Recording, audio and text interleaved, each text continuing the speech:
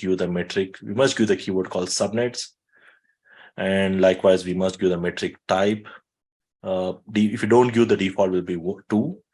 And the metric default will be 20. If I want to use anything other than default, we must manually specify. So we have already seen this OSPF and EIGRP examples with RAP in the previous.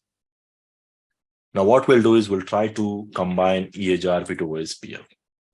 So to make this possible, I think I'm going to change my routing configurations. Based on the previous lab, OSPF remains the same. So I'm not going to disturb the OSPF. But here RAP was configured. So I'm going to remove the RAP and try to configure the EIGRP here.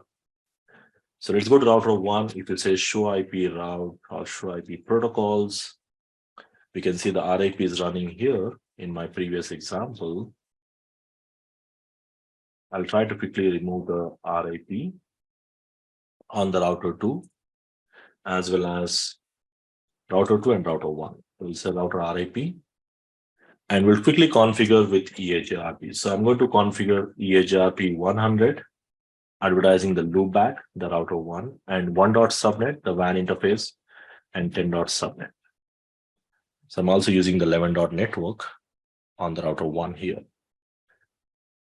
And let's move to the router 2. On the router 2, we must run both the protocols. So I'm going to run EIGRP, advertising the 2.subnet.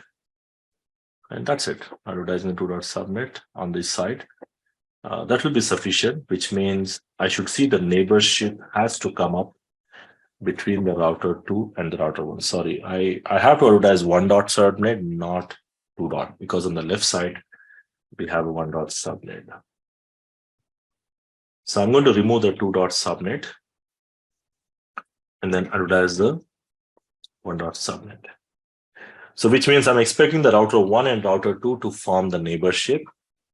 And likewise, if you say show IP route EIGRP, I'm receiving the EIGRP routes, as well as I'm receiving the OSPF route. So on the router 2, which is my autonomous system border router, I'm receiving the EIGRP, I'm receiving the OSPF, but by default, the EIGRP routes will not get into the OSPF, and OSPF routes will not get into the EIGRP unless you do the redistribution.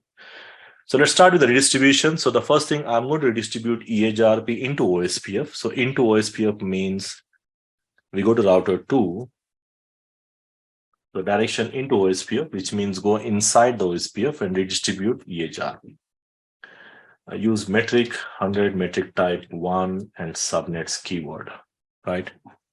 So we need to give the, if you don't give anyway, metric type default is E2, default metric is 20. That's okay. But here I'm giving these options recommended. I generally recommend this.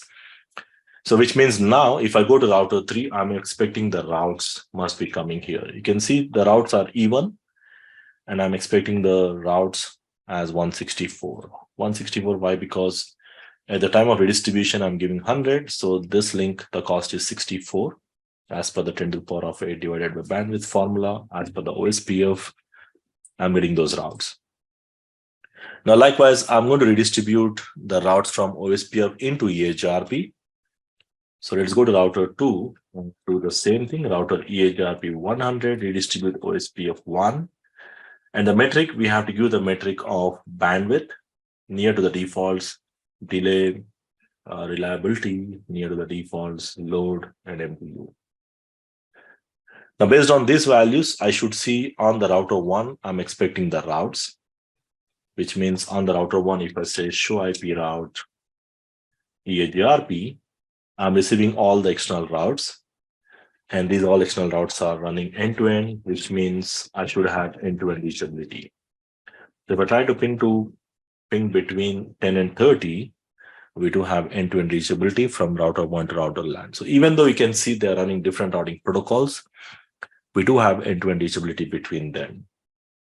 So probably this is the same configuration what we did earlier, just simply instead of RAP, I'm running EIGRP. So we just change the protocol here.